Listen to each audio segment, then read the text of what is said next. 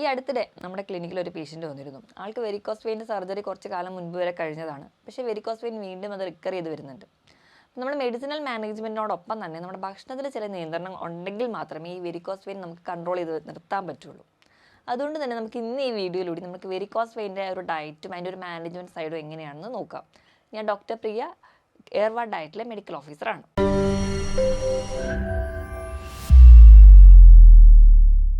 അപ്പം നമുക്ക് ആദ്യം വെരിക്കോസ് വെയിൻ എന്താണെന്ന് നോക്കാം. നോർമലി നമ്മുടെ ശരീരത്തിൽ നടക്കുന്നത് നമ്മുടെ ഹാർട്ട് പമ്പ് ചെയ്യുന്നു, ഓക്സിജനേറ്റഡ് ആയിട്ടുള്ള നല്ല പ്യുവർ ആയിട്ടുള്ള രക്തം നമ്മുടെ ശരീരത്തിലെ എല്ലാ കോശങ്ങളിലേക്കും എത്തുന്നു. അങ്ങനെ കോശങ്ങളിൽ അവരുടെ ഉപയോഗമൊക്കെ കഴിഞ്ഞ് കഴിഞ്ഞിട്ടുള്ള വേസ്റ്റ് ആയിട്ടുള്ള ഈ ഒരു രക്തം അല്ലെങ്കിൽ ഡീ ഓക്സിജനേറ്റഡ് ആയിട്ടുള്ള രക്തമുണ്ട്. അപ്പോൾ അത് തിരിച്ച് നമ്മുടെ ഹാർട്ടിലോട്ട് തന്നെ എത്തണം. അപ്പോൾ നമ്മളെ ഒരു ഗുരുത്വാകർഷണത്തിൻ്റെ ഭാഗമായിട്ട് നമ്മുടെ ഹാർട്ടിൻ്റെ മുകളിൽ നിന്നുള്ള ഭാഗത്തു നിന്നൊക്കെ ഈ രക്തം താഴേക്ക് വരുന്നു, അങ്ങനെ ഹാർട്ടിലോട്ട് എത്തുന്നു. പക്ഷെ നമ്മുടെ കാലിലൊക്കെയുള്ള അല്ലെങ്കിൽ നമ്മുടെ ലിംസിലോട് അല്ലെങ്കിൽ നമ്മുടെ എക്സ്ട്രിമിറ്റീസിലൊക്കെ ഉണ്ടാകുന്ന ഈ ഒരു കോശങ്ങളിലൊക്കെയുള്ള രക്തം തിരിച്ച് ഹാർട്ടിലോട്ട് എത്തണമെങ്കിൽ എക്സ്റ്റേണലി ഒരു പമ്പ് വേണം. അപ്പോൾ ഈ ഒരു പമ്പിങ് സിസ്റ്റം ഉണ്ടെങ്കിൽ മാത്രമേ ഈ താഴെ നിന്ന് രക്തം മുകളിലേക്ക് വരുള്ളൂ. അങ്ങനെ നോർമലി നമ്മുടെ ഹാർട്ടിൻ്റെ അല്ലെങ്കിൽ സെക്കൻഡ് ഹാർട്ട് എന്നറിയപ്പെടുന്നത് നമ്മുടെ കാലിൻ്റെ വണ്ണയുടെ മസിൽസാണ്, അതായത് കാഫ് മസിൽസാണ്. അപ്പം ചില ആൾക്കാർക്ക് ഈ ഒരു കാഫ് മസിൽസ് വീക്ക് ആയതുകൊണ്ടോ അല്ലെങ്കിൽ ഈ കാലിലേക്ക് ഉണ്ടാകുന്ന വെയിൻസിനൊക്കെ ഉണ്ടാകുന്ന ചെറിയ ചെറിയ ഡാമേജുകൾ കൊണ്ടോ അവിടെ ഉണ്ടാകുന്ന വാൽവിനുള്ള കംപ്ലയിൻറ്റ്സ് കൊണ്ടോ പല കാരണങ്ങൾ കൊണ്ട് അവിടെ നിന്ന് രക്തം തിരിച്ച് ഹാർട്ടിലോട്ട് എത്താതെ വരുന്നു. അതായത് ഡീ ഓക്സിജനേറ്റഡ് ആയിട്ടുള്ള ഇംപ്യൂർ ആയിട്ടുള്ള രക്തം കാലിൽ തന്നെ കെട്ടിക്കിടക്കുന്നു. ഇങ്ങനെ കാലിൽ തന്നെ കെട്ടിക്കിടക്കുന്ന രക്തത്തിൽ അവിടെ ഉണ്ടാകുന്ന കോശങ്ങളിലൊക്കെ രണ്ടാമത്തെ ഒരു സ്റ്റേജായിട്ട് നീർക്കെട്ട് വീഴും. നീർക്കെട്ട് വീണ് കഴിഞ്ഞിട്ടുണ്ടെങ്കിൽ ഈ കോശങ്ങളിലൊന്നും വേണ്ട രീതിയിലുള്ള പ്രവർത്തനങ്ങൾ അല്ലെങ്കിൽ ഓക്സിജൻ എത്താതെ വരുന്നു. കോശങ്ങളിലെ ഓക്സിജൻ കിട്ടാതെ വരുന്ന സമയത്ത് കോശങ്ങൾ നശിക്കാൻ തുടങ്ങുകയും അതിൻ്റെ ഭാഗമായിട്ട് ഇതിൽ നീർക്കെട്ട് വീണ് കാലിൽ ആസകലം നീര് വീഴുകയും അവിടെ കോശങ്ങളിൽ ഈ വേസ്റ്റ് മെറ്റീരിയലൊക്കെ കെട്ടിക്കിടക്കുന്നതിൻ്റെ ഭാഗമായിട്ട് സ്കിന്നിൽ ചൊറിച്ചിൽ അനുഭവപ്പെടുക, അവിടെ ചൊറിഞ്ഞ് പൊട്ടാൻ തുടങ്ങുക, ഭയങ്കരമായ ഒരു അൾസറിലേക്ക് പോവുകയും ചെയ്യും. ഇങ്ങനെയാണ് ഒരു വെരിക്കോസ് വെയിനിൽ നിന്ന് വെരിക്കോസ് അൾസറിലേക്ക് എത്തുന്നത്. ഈ ഒരു പ്രോസസ്സ് എന്ന് പറയുന്നത് നമ്മുടെ ശരീരത്തിൻ്റെ ഘടന കൊണ്ടോ അല്ലെങ്കിൽ പല പല കാരണങ്ങൾ കൊണ്ടോ നമ്മുടെ ജീവിതശൈലികൾ കൊണ്ടോ നമ്മുടെ ജോലിയുടെ ഭാഗമായിട്ടൊക്കെ ഉണ്ടാവുന്നതാണ്. അപ്പം ഈ ഒരു കണ്ടീഷൻ നമ്മുടെ കാലുകളിൽ പല ആൾക്കാരുടെ കാലിൽ നോക്കിക്കഴിഞ്ഞാൽ ഒരു പാമ്പ് പോലെ കാലിൽ ഇങ്ങനെ കെട്ടിപ്പിണഞ്ഞ് കിടക്കുന്നത് കാണാം. നമ്മൾ ബ്ലൂ വെയിൻസ് എന്നൊക്കെ പറയാറുണ്ട്. അത്രയും അധികം കട്ടിയിൽ വെയിൻസ് കെട്ടിക്കിടക്കുന്നത് കാണാം. പേഷ്യൻസിന് വളരെ ബുദ്ധിമുട്ടുണ്ടാകുന്ന ഒരു കണ്ടീഷനാണ്. ഭയങ്കരമായ കാലിന് കഴച്ചിലുണ്ടാവുക, കടഞ്ഞു പോവുക, കാലിൽ ഭയങ്കര ചൊറിച്ചിൽ അനുഭവപ്പെടുക, കാലിൽ നീര് വരിക, രാത്രി ഉറങ്ങാൻ ഉണ്ടാവില്ല, എപ്പോഴും കാലിൽ മസിൽ കയറ്റം അനുഭവപ്പെടുക, ഇങ്ങനത്തെ പല പല പ്രശ്നങ്ങളായിട്ട് എപ്പോഴും അവർക്ക് ബുദ്ധിമുട്ട് അനുഭവിച്ചുകൊണ്ടേയിരിക്കും. നമുക്ക് ആദ്യം ഇതുണ്ടാവുന്ന കാരണങ്ങൾ നോക്കാം. ഏറ്റവും ഒന്നാമത്തെ കാരണം നമ്മുടെ കാലിൻ്റെ വണ്ണയുടെ മസിൽ അത്ര സ്ട്രോങ് അല്ലെങ്കിൽ ഈ ഒരു പ്രശ്നം ഉണ്ടാവാം.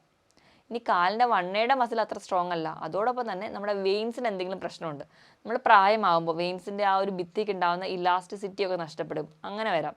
ഇനി ഈ ഒരു വെയിനിൻ്റെ ഉള്ളിൽ ഒരുപാട് വാൽവുകളുണ്ട്. ഈ വാൽവുകൾക്ക് എന്തെങ്കിലും തകരാറ് അനുഭവപ്പെടുന്നുണ്ടെങ്കിൽ രക്തം തിരിച്ച് ഹാർട്ടിലോട്ട് പമ്പ് ചെയ്താൽ പോലും തിരിച്ചത് വീണ്ടും കാലിലോട്ട് ഇറങ്ങി വരുന്നത് കാണാം. ഇങ്ങനത്തെ ഒരുപാട് പ്രശ്നങ്ങൾ കാണാം. ഇതല്ലാതെ അധികം വണ്ണം കൂടിയ ആൾക്കാരാണെങ്കിൽ നമ്മുടെ ശരീരഭാരം വളരെ അധികമാണ്, നമ്മുടെ പൊക്കം വെച്ച് നോക്കുന്ന സമയത്താണെങ്കിൽ നമുക്ക് ആ ഒരു ഓവർ വെയിറ്റ് നമ്മുടെ കാലിൻ്റെ പ്രഷർ കൂട്ടുന്നുണ്ട്. ഇതല്ലാതെ തന്നെ നമ്മൾക്ക് എന്തെങ്കിലും വേറെ എക്സ്റ്റേണലി എന്തെങ്കിലും ഗ്രോത്തുകളോ അല്ലെങ്കിൽ എക്സ്റ്റേണലി നമ്മുടെ ആമാശയത്തിലോ ഒക്കെ വേറെ വളർച്ചയൊക്കെ ഉണ്ടെങ്കിൽ അതും നമുക്കൊരു എക്സ്റ്റേണൽ പ്രഷർ അനുഭവപ്പെടും. അത് നമുക്ക് വെരിക്കോസ് വെയിന് കാരണമാവും. അതുകൊണ്ടാണ് ഒന്നാമത് പ്രഗ്നൻസിയിൽ നമുക്ക് ബ്ലഡിൻ്റെ അളവ് കുറച്ച് കൂടുതലായിരിക്കും. അതോടൊപ്പം തന്നെ ഒരു കുഞ്ഞ് വളരുമ്പോൾ നമുക്ക് വയറിലുണ്ടാവുന്ന പ്രഷറും നമ്മുടെ കാലുകൾക്കും വെയിൻസിനൊക്കെ കൊടുക്കുന്നതിൻ്റെ ഭാഗമായിട്ട് അങ്ങനെയും ഒരു പ്രശ്നം ഉണ്ടാവുന്നുണ്ട്.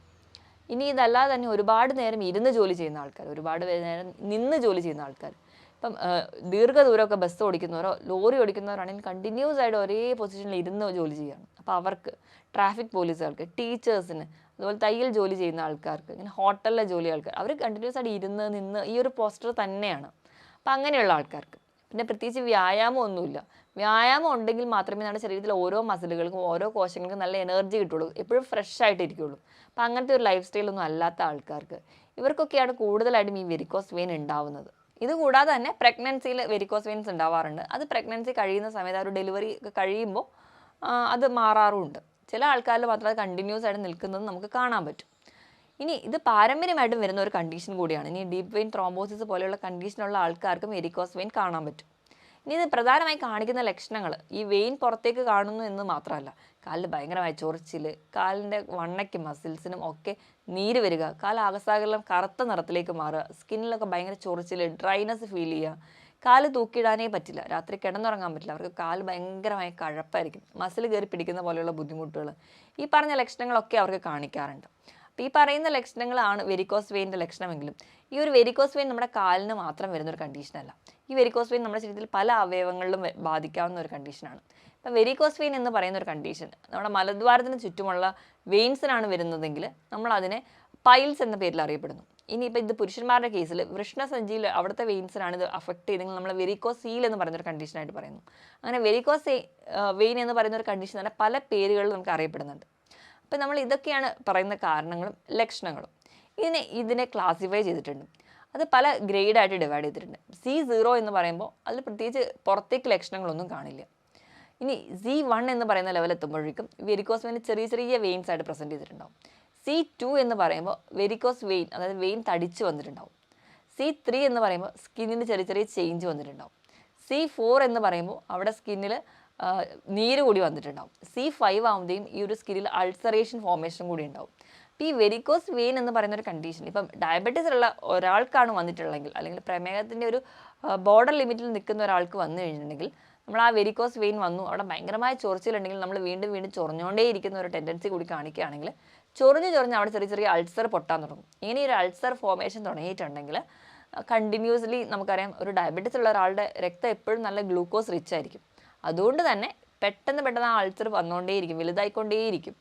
പിന്നീട് അത് ഹീൽ ചെയ്യുന്നത് വളരെ ബുദ്ധിമുട്ടാണ്. അപ്പോൾ ഈ പ്രമേഹ രോഗ സാധ്യതയോ അല്ലെങ്കിൽ പ്രീ ഡയബറ്റിക് സ്റ്റേജിലോ നിൽക്കുന്ന ആൾക്കാരാണെങ്കിൽ വെരിക്കോസ് വെയിൻ ഉണ്ടെങ്കിൽ അവർ കുറച്ചുകൂടി സീരിയസ് ആയിട്ട് അതിനെ കാണേണ്ടതാണ്. എങ്കിൽ മാത്രമേ നമുക്ക് അതിനെ കുറച്ചുകൂടെ ഈസി ആയിട്ട് കൈകാര്യം ചെയ്യാൻ പറ്റുള്ളൂ. ഇല്ലെങ്കിൽ നമ്മൾ കംപ്ലീറ്റ്ലി അവിടെ കട്ട് ഔട്ട് ചെയ്യുക അല്ലെങ്കിൽ ആംബ്യൂട്ട് ചെയ്ത് കളയേണ്ട ഒരു സ്റ്റേജിലേക്ക് വരെ വരും. ഈ വെരിക്കോസ് വെയിൻ്റെ ഇൻവെസ്റ്റിഗേഷൻ എന്ന് പറയുമ്പോൾ ഡോപ്ലർ സ്കാൻ ആണ്. അപ്പോൾ നമ്മുടെ ഈ വാൽവിൻ്റെ അല്ലെങ്കിൽ വെയിൻസിൻ്റെ ആ ഒരു സ്റ്റഡി നടത്തുമ്പോൾ തന്നെ നമുക്ക് എന്തെങ്കിലും ക്ലോട്ട് ഉണ്ടോ അല്ലെങ്കിൽ അവിടെ എന്തെങ്കിലും ഡിസ്ഫങ്ഷൻ ഉണ്ടോ എന്നൊക്കെ തിരിച്ചറിയാൻ പറ്റും. ഇനി ഈ ഒരു വെരിക്കോസ് വെയിൻ്റെ മാനേജ്മെൻറ്റ് സൈഡിലോട്ട് പോകാം. അപ്പോൾ മാനേജ്മെൻറ്റ് സൈഡിലോട്ട് വരുമ്പോൾ ഏറ്റവും ആദ്യം നമ്മുടെ ശരീരഭാരമാണ് നമ്മൾ കൺട്രോൾ ചെയ്യേണ്ടത്. ശരീരഭാരം നമുക്ക് അധികമാണെങ്കിൽ നമ്മളൊരു 10 കിലോ കുറച്ചാൽ തന്നെ നമ്മുടെ വെരിക്കോസ് വെയിനിൻ്റെ ആ ഒരു ബുദ്ധിമുട്ട് നല്ല രീതിയിൽ കുറയുന്നതായിട്ട് കാണാൻ പറ്റും. അപ്പം അതിനുവേണ്ടി നമ്മുടെ ശരീരഭാരം കുറയ്ക്കുക. ശരീരഭാരം എപ്പോഴും കുറയ്ക്കുമ്പോൾ ഹെൽത്തി ആയിട്ട് തന്നെ കുറയ്ക്കാൻ വേണ്ടി ശ്രദ്ധിക്കുക. ഭക്ഷണം കഴിക്കുന്നത് നമ്മൾ വേണ്ട ഭക്ഷണങ്ങൾ കഴിക്കുക, വേണ്ടാത്ത ഭക്ഷണങ്ങൾ ഒഴിവാക്കുക. ആ ഒരു രീതിയിൽ ശരീരഭാരം കുറച്ചുകൊണ്ട് വരാൻ നോക്കുക. വെള്ളം കുടിക്കുന്നതിനും കൃത്യമായ ഒരു അളവ് ചിട്ടപ്പെടുത്തി വെള്ളം കുടിക്കാൻ വേണ്ടി ശ്രദ്ധിക്കുക. ഇനി നമ്മൾ ഈ വെരിക്കോസ് വെയിൻ എന്ന് പറഞ്ഞാൽ നമ്മുടെ കാലിന് വരുന്ന ഒരു കണ്ടീഷനാണ്. അപ്പോൾ നമുക്ക് പൈൽസ് പോലെയുള്ള വെരിക്കോസ് വെയിൻ മലദ്വാരത്തിൽ വരികയാണെങ്കിൽ നമ്മൾ കഴിക്കുന്ന ഭക്ഷണത്തിന് ധാരാളം ഫൈബേഴ്സ് ഉൾപ്പെടുത്തണം. അതുപോലെ തന്നെയാണ് നമ്മുടെ കാലിലെ വെരിക്കോസ് വെയിനും. നമ്മൾ കഴിക്കേണ്ട ഭക്ഷണങ്ങൾ എന്തൊക്കെയാണെന്ന് ആദ്യം നോക്കാം. ഒന്നാമതായിട്ട് നാരടങ്ങിയ ഭക്ഷണങ്ങൾ. നാരടങ്ങിയ ഭക്ഷണങ്ങൾ എന്ന് പറയുമ്പോൾ ധാരാളം പച്ചക്കറികളും പഴവർഗ്ഗങ്ങളും ഇലക്കറികളും നിങ്ങൾ കഴിക്കുക. ഈ നാരടങ്ങിയ ഭക്ഷണം കഴിക്കുന്ന സമയത്ത് നമ്മുടെ ശരീരത്തിൽ ഉണ്ടാകുന്ന ടോക്സിൻസോ ഒക്കെ പുറത്തൊള്ളുകയും അതുവഴി നമുക്ക് ഒരുപാട് വേസ്റ്റ് പ്രൊഡക്ട്സ് പുറത്തേക്ക് കളയാനും പറ്റും. അതുകൊണ്ട് തന്നെ നമ്മുടെ കോശങ്ങളിലൊക്കെ ഇപ്പോൾ കാലിലെ കോശങ്ങളിലൊക്കെ ആയിക്കോട്ടെ ടോക്സിൻസ് ഉണ്ടെങ്കിൽ നമുക്ക് അത് പുറന്തള്ളാൻ വേണ്ടി ഈ ഒരു ഡയറ്ററി ഫൈബേഴ്സ് നിങ്ങളെ സഹായിക്കുന്നുണ്ട്. അതുകൊണ്ട് തന്നെ ഫ്രൂട്ട്സും വെജിറ്റബിളും കട്ട് ചെയ്ത് കഴിക്കാൻ വേണ്ടി ശ്രദ്ധിക്കുക. ഇനി രണ്ടാമതായിട്ട് നമ്മൾ വൈറ്റമിൻ സി, വൈറ്റമിൻ ഡി ഒക്കെ റിച്ച് ആയിട്ടുള്ള ഭക്ഷണങ്ങൾ കഴിക്കുക. വൈറ്റമിൻ സി എന്ന് പറയുമ്പോൾ നമുക്ക് ധാരാളം ഫ്രൂട്ട്സ് കഴിക്കാവുന്നതാണ്. ഫ്രൂട്ട്സ് എന്ന് പറയുമ്പോൾ നമുക്ക് എല്ലാ തരത്തിലുള്ള പുളിയുള്ള ഫ്രൂട്ട്സുകളും ഒക്കെ കഴിക്കേണ്ടതാണ്. കാരണം ഈ വൈറ്റമിൻ സി ആണ് നമ്മുടെ ശരീരത്തിൽ കൊളാജൻ ഉണ്ടാക്കുന്നത്. ഈ കൊളാജൻ നമ്മുടെ രക്തക്കുഴലുകളെയും നമ്മുടെ കോശങ്ങൾക്കൊക്കെ ഒരു ഹെൽത്തി ആയിട്ട് നിർത്താൻ വേണ്ടി സഹായിക്കുന്ന ഒന്നാണ്. അപ്പോൾ അതുകൊണ്ട് തന്നെ വൈറ്റമിൻ സി റിച്ച് ആയിട്ടുള്ള എല്ലാ പുളിയുള്ള ചെറിയ ചെറിയ ഫ്രൂട്ട്സുകളും കഴിക്കാൻ വേണ്ടി ശ്രദ്ധിക്കുക. ഇനി വൈറ്റമിൻ ഡി ആണ് നമുക്ക് ചെറിയ ചെറിയ മുറിവുകൾ ഉണങ്ങാനും അതോടൊപ്പം തന്നെ കുറച്ചുകൂടി സെൽസിൻ്റെ ഹെൽത്തി ആയിട്ട് നിർത്താനും സഹായിക്കുന്നത്. അതിനുവേണ്ടി നിങ്ങൾ രാവിലെ 10 മണി മുതൽ 1 മണി വരെയുള്ള വെയിൽ കൃത്യമായി കൊള്ളുക. ഇപ്പം നമുക്ക് ചെറിയ ചെറിയ അൾസേഴ്സ് ഒക്കെ ഫോം ചെയ്തിട്ടുണ്ടെങ്കിൽ നമ്മൾ വൈറ്റമിൻ സി അടങ്ങിയ ഭക്ഷണങ്ങൾ കഴിക്കുന്നുണ്ടെങ്കിൽ പെട്ടെന്ന് ആ ഒരു ഹീലിംഗ് പ്രോസസ്സ് നടക്കുന്നതായിട്ട് കാണാൻ പറ്റും. ഇനി പഴവർഗ്ഗങ്ങളുടെ കേസിൽ എടുക്കുകയാണെങ്കിൽ ബെറി ഫ്രൂട്ട്സുകൾ കഴിക്കുക, ആപ്പിൾ കഴിക്കാവുന്നതാണ്, പിന്നെ മുന്തിരിയൊക്കെ കഴിക്കാവുന്നതാണ്. ഇപ്പം ഇതിലൊക്കെ റൂട്ടിൻ എന്ന് പറയുന്ന ഒരു ആൻറ്റി ഓക്സിഡൻസ് ഉണ്ട്.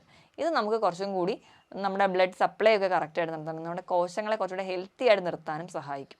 പിന്നെ നമുക്ക് ശതാവരി കിഴങ്ങ് നിങ്ങൾ കഴിക്കാവുന്നതാണ്. അപ്പോൾ നമ്മുടെ രക്തക്കുഴലിലൊക്കെ ഉണ്ടാകുന്ന ഇലാസ്റ്റിൻ അല്ലെങ്കിൽ ആ ഒരു ഇലാസ്റ്റിക് പ്രോപ്പർട്ടി നിർത്താനും നമ്മുടെ കോശങ്ങളുടെ ഭിത്തികൾ കുറച്ചുകൂടെ സ്ട്രോങ് ആക്കി നിർത്താനും സഹായിക്കുന്നുണ്ട്. ഇതോടൊപ്പം തന്നെ നമുക്ക് കഴിക്കാവുന്ന ഒന്നാണ് ഇഞ്ചി. ഇഞ്ചി ഇട്ട് നിങ്ങൾക്ക് ചായ കുടിക്കാം, അല്ലെങ്കിൽ ഇഞ്ചി ചതച്ചിട്ട് അതിൽ വെള്ളമൊക്കെ കുടിക്കുന്നത് നല്ലതാണ്. കാരണം ഇഞ്ചിയിലുള്ള ഒരു കണ്ടന്റ് നമ്മുടെ ഫൈബ്രിൻ ബ്ലഡ് ക്ലോട്ടൊക്കെ നമ്മുടെ ഈ പറയുന്ന വെരിക്കോസ് വെയിൻസിലൊക്കെ ചെറിയ ചെറിയ ക്ലോട്ട്സ് ഒക്കെ ഉണ്ടെങ്കിൽ ഇതിലുള്ള ഫൈബ്രിൻ എന്ന് പറയുന്ന കണ്ടന്റ് നമുക്ക് ഈ ഒരു ക്ലോട്ടിനെ ലയിച്ച് കളയാൻ വേണ്ടി സഹായിക്കുന്നുണ്ട്. അപ്പോൾ നമ്മൾ ഇഞ്ചി നമ്മുടെ ഭക്ഷണത്തിൽ കൂടുതലായിട്ട് ഉൾപ്പെടുത്താൻ വേണ്ടി ശ്രദ്ധിക്കുക.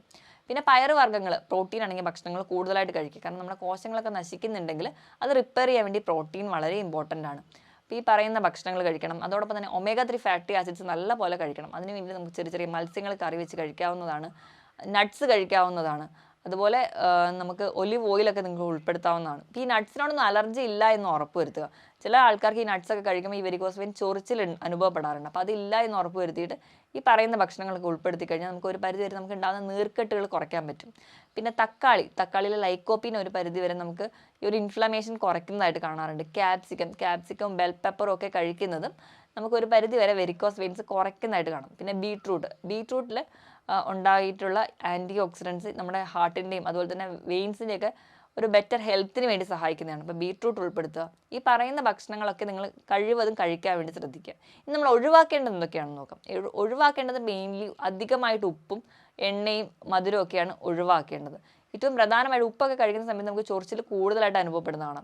അപ്പോൾ ഉപ്പിൻ്റെയും വറുത്തതും പൊരിച്ചതും അല്ലെങ്കിൽ ജങ്ക് ഫുഡ്സും കഴിവതും കുറയ്ക്കുക. മധുരത്തിൻ്റെ ഉപയോഗം നല്ലപോലെ കുറയ്ക്കാൻ വേണ്ടി ശ്രദ്ധിക്കുക. അപ്പോൾ പ്രമേഹമൊക്കെ ഉള്ള ആൾക്കാരാണെങ്കിൽ ഈ വെരിക്കോസ് വെയിൻ കൂടുമ്പോൾ നമ്മൾ അധികം മധുരം കഴിക്കുന്നത് വീണ്ടും നമുക്ക് ദോഷം ചെയ്യും. അപ്പോൾ അത് നിങ്ങൾ കൺട്രോൾ ചെയ്ത് യൂസ് ചെയ്യാൻ വേണ്ടി ശ്രദ്ധിക്കുക. പിന്നെ ഉഴുന്നിൻ്റെ ഉപയോഗം, മുതിരയുടെ ഉപയോഗമൊക്കെ കംപ്ലീറ്റ്ലി ഒഴിവാക്കുക. ഇത് നമുക്ക് ബ്ലഡ് ആ ഒരു ക്വാണ്ടിറ്റി കൂടുതലായിട്ട് ഉണ്ടാവുകയും അപ്പോൾ ബ്ലഡ് ഫ്ലോ കൂടുന്നതിനനുസരിച്ച് വെരിക്കോസ് വെയിൻ കുറച്ചും കൂടി കൂടുതൽ അളവിൽ ഉണ്ടാവുന്നതായിട്ട് കാണുന്നുണ്ട്. അപ്പോൾ ഈ ഒരു ഇതിൻ്റെയൊക്കെ ഉപയോഗം നിങ്ങൾ കഴിവതും കുറയ്ക്കാൻ വേണ്ടി ശ്രദ്ധിക്കണം. ഇതിനോടൊപ്പം തന്നെ ഇപ്പോൾ വെരിക്കോസ് വെയിൻ അൾസർ ആയിട്ട് നിൽക്കുന്ന ഒരു സ്റ്റേജ് ആണെങ്കിൽ നിങ്ങൾ തൈര് കഴിവതും ഒഴിവാക്കുക. അപ്പം നമുക്ക് തൈരൊക്കെ ഉപയോഗിക്കുന്നുണ്ടെങ്കിൽ വീണ്ടും ഈ അൾസർ ഉണങ്ങാൻ ബുദ്ധിമുട്ടാവും. മുതിരയുടെ ഉപയോഗം കുറയ്ക്കുക. ഇതൊക്കെ ഈ പറയുന്ന ധാന്യങ്ങൾ നിങ്ങൾ ഉപയോഗം കുറച്ചുകൂടെ കുറയ്ക്കുക. അതിന് പകരം നിങ്ങൾ കുറച്ചുകൂടെ ഹെൽത്തി ആയിട്ടുള്ള പ്രോട്ടീൻസ് വേറെ കഴിക്കാവുന്നതാണ്. ഇതോടൊപ്പം തന്നെ ഗ്ലൂട്ടൻ അടങ്ങിയിട്ടുള്ള ഭക്ഷണങ്ങൾ, ഇപ്പോൾ ഗോതമ്പ്, അതുപോലെ നമുക്ക് ഓട്സ്, ഇതിലൊക്കെ ഗ്ലൂട്ടൻ അടങ്ങിയിട്ടുണ്ട്. അപ്പോൾ അതിൻ്റെ ഉപയോഗം കഴിവതും കുറയ്ക്കാൻ വേണ്ടി ശ്രദ്ധിക്കുക. ഇത് നമുക്ക് വീണ്ടും അലർജി ഉണ്ടാക്കുന്നതായിട്ട് കാണുന്നുണ്ട്. അപ്പോൾ ഈ പറയുന്ന ഭക്ഷണത്തിലൊക്കെ ചേഞ്ചസ് വരുത്തുക. കൃത്യമായിട്ടൊരു വ്യായാമം വേണം. എപ്പോഴും നമ്മൾ ഇരിക്കുന്ന ഒരു സ്റ്റേജ് ആണെങ്കിൽ കൂടി കാല് പൊക്കി വെച്ചിരിക്കാൻ വേണ്ടി നോക്കുക. അപ്പോൾ കാല് പൊക്കി വെച്ചിരിക്കാൻ നോക്കുമ്പോൾ നമ്മൾ ഇരിക്കുന്ന ആ ലെവലിൽ തന്നെ ഒരു ടേബിളിലോട്ട് കാല് പൊക്കി വെക്കുക എന്നുള്ളതല്ല. കാല് ഒരു 45 ഡിഗ്രി മുതൽ 90 ഡിഗ്രി വരെയെങ്കിലും പൊങ്ങി നിൽക്കുന്ന രീതിയിൽ നമ്മൾ കാല് പൊക്കി വെക്കുമ്പോഴാണ് കൃത്യമായിട്ടൊരു റിസൾട്ട് കിട്ടുള്ളൂ. അപ്പോൾ നമ്മൾ ഇരിക്കുകയാണെങ്കിലോ രാത്രി കിടക്കുമ്പോൾ ഒരു 2 തലയുടെ മുകളിലെങ്കിലും കാല് പൊക്കി വെച്ച് കിടക്കാൻ വേണ്ടി ശ്രദ്ധിക്കുക.